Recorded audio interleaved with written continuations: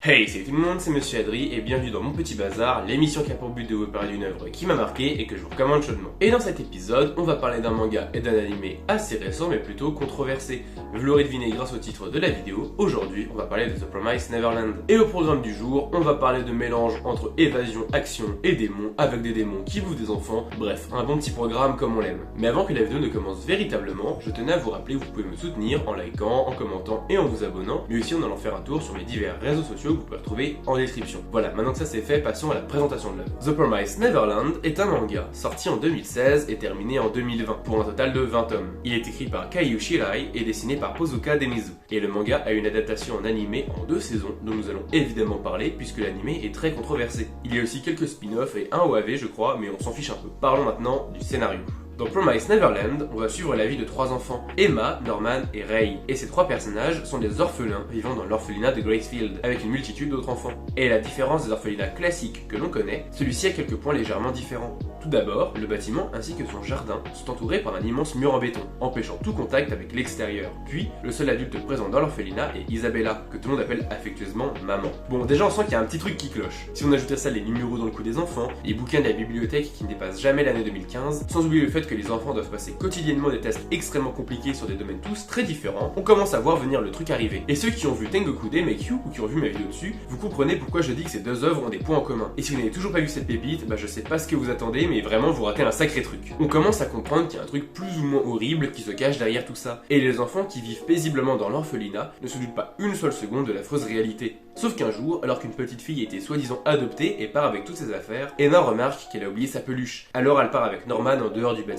en direction du grand portail, même s'ils n'ont absolument pas l'autorisation de sortir à ce moment-là. Et c'est ainsi qu'ils vont alors découvrir l'horrible vérité qui se cachait derrière l'orphelinat de Gracefield. Le corps de Connie, une petite fille âgée d'alors à peine 6 ans, gît au sol sans vie. Les deux enfants entendent alors des bruits de pas et se cachent sous un camion. Et comme si la mort d'une petite fille ne suffisait pas, 2 immenses créatures hideuses arrivent vers le cadavre et le récupèrent afin de nourrir les démons les plus nobles. L'orphelinat de Gracefield n'est pas qu'un simple orphelinat, c'est une ferme premium qui a pour but de produire une viande humaine de qualité supérieure, destinée aux démons possédant les moyens de s'en procurer. Et c'est ainsi que l'atmosphère du manga prit un ton beaucoup plus grave, passant d'une fausse ambiance idyllique à la sombre réalité. Cette réalité où des enfants de moins de 12 ans sont destinés à devenir du bétail pour démons. Quand Norman et Emma rentreront, ils mettront alors Ray au courant de ce qui se passe dehors, et ensemble, ils réfléchiront à un moyen de s'évader de l'enfer qui les attend. Et à ce moment-là, il faut découper le manga en 2 parties très distinctes. La première est la partie avant l'évasion qui occupe à peu près le premier tiers du manga, et le reste, c'est tout ce qui se passe après l'évasion qui donc logiquement occupe les 2 derniers tiers. Pour la première partie, la tension est vraiment à son comble. On les voit préparer différentes choses, se renseigner sur le monde extérieur, hésiter sur le fait d'emmener les plus petits avec eux, hésiter sur le fait de devoir raconter la vérité aux autres enfants, au risque de causer la panique générale, voire même de se faire découvrir par Isabella. D'autant plus qu'une nouvelle maman va faire son apparition, répondant au nom de Sœur Crone, qui mettra encore plus en difficulté les enfants. Sans oublier les potentiels taupes, les moyens mis en place par les mamans et les démons pour surveiller les enfants, bref, tous les ingrédients des grands classiques de l'évasion sont réunis pour former une recette très intéressante à suivre. Surtout que je ne connais pas beaucoup de mangas qui proposent ce genre de choses, voire même aucun en fait. On peut bien faire un rapprochement entre The Promised Neverland et SNK, puisque dans les 2 œuvres, l'humanité est enfermée, que des monstres veulent les manger et que c'est au protagoniste d'aller chercher la vérité eux-mêmes. Mais SNK quant à lui, présente un récit qui est beaucoup plus tourné vers la géopolitique. Par contre, si jamais vous connaissez d'autres œuvres qui parlent d'évasion, n'hésitez pas à les citer en commentaire, c'est fait pour ça. Et le point fort de cette partie, c'est le rythme qui est plutôt bien géré. Et surtout, on a envie de voir l'évasion et ce qu'il y a derrière les murs. D'autant plus qu'il y aura de nombreuses révélations sur la nature du monde qui les entoure et bien d'autres encore. Alors franchement, jusque-là, le manga fait plutôt bien son taf. Même l'animé a reçu de bonnes remarques quand il a adapté cette partie. Et c'est presque un sans faute pour l'instant. Alors passons sans plus tarder à ce qui se passe après l'évasion. Sauf que je vous arrête tout de suite, je vais être obligé de faire quelques spoils majeurs, notamment sur ce qui entoure la ferme de Gracefield. Donc continuez cette vidéo à vos risques et périls, mais c'est quand même mieux de découvrir en lisant le manga, donc faites votre choix. Si jamais vous voulez lire le manga,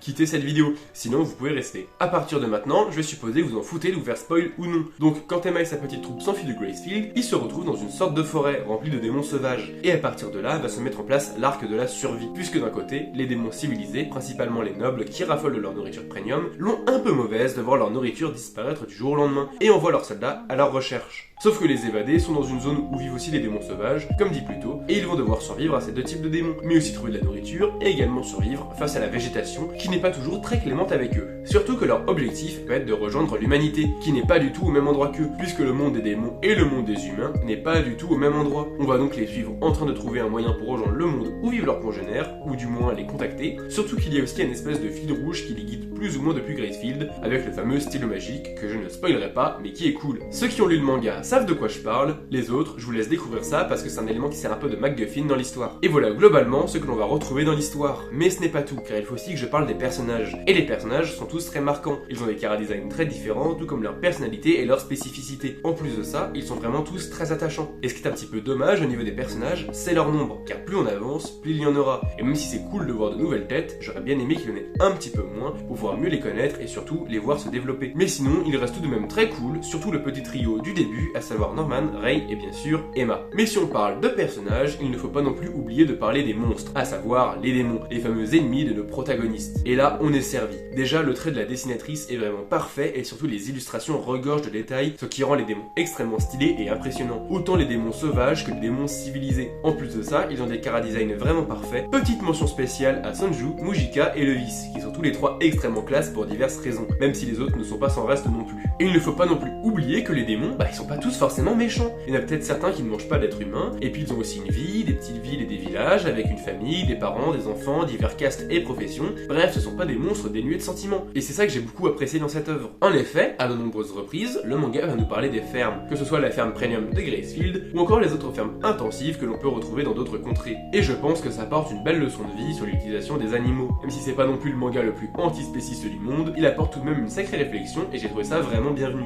Cependant, tout n'est pas rose dans le monde de Promise Neverland, puisque si le manga est quand même vraiment bon, l'anime ne suit pas du tout. Et cela s'explique par plusieurs choses. Déjà, la première saison est tout à fait satisfaisante, mais les choses se compliquent pour la seconde. Apparemment, et je dis bien apparemment parce que j'ai lu seulement quelques articles, et puis j'en ai aussi entendu parler, mais j'ai jamais regardé l'anime, c'est que le studio a dû adapter des séquences qui n'étaient pas encore sorties en manga. Donc ils ont dû faire quelque chose de totalement différent, notamment pour la fin qui apparemment n'a rien à voir avec le manga. Selon beaucoup, cette fin serait extrêmement décevante et surtout, par manque de temps et de moyens, le dernier épisode est une espèce de PowerPoint. Et si on rajoute le fait que le début de la saison est lent et qu'à partir de la moitié tout s'accélère pour boucler à temps, cela donne un résultat très approximatif. Mais bon, heureusement, le manga a une fin qui est tout de même satisfaisante et logique, donc c'est bon. Même si la fin n'est pas parfaite non plus, au moins elle répond à beaucoup de questions et il n'y a pas trop de fanservice. Enfin bref, c'est pas du tout une fin nulle à la SNK. Enfin je dis ça, mais pour ceux qui regardent SNK en animé, ils ont toujours pas le droit de voir la fin super nulle, donc bon, tant pis pour eux. Enfin bref, je vous recommande le manga, mais pas l'animé, comme je viens de vous l'expliquer. Il y a vraiment pas mal de points positifs, même si le tout ne casse pas trois pattes à un connard, cette œuvre risque quand même de vous plaire. Et je la recommande à tous ceux qui ont aimé Tengoku Daimekyu, ou Journey Beyond Heaven si vous préférez ce titre-là, ou simplement SNK, Demon Slayer, ou n'importe quel autre shonen qui tend vers le seinen. Mais attention, c'est pas un seinen, pas extrêmement mature, dans le sens où c'est rarement choquant, même si parfois c'est triste ou violent, ça reste globalement presque tout public. J'espère que la vidéo vous aura plu et vous aura donné envie de vous intéresser à cette œuvre.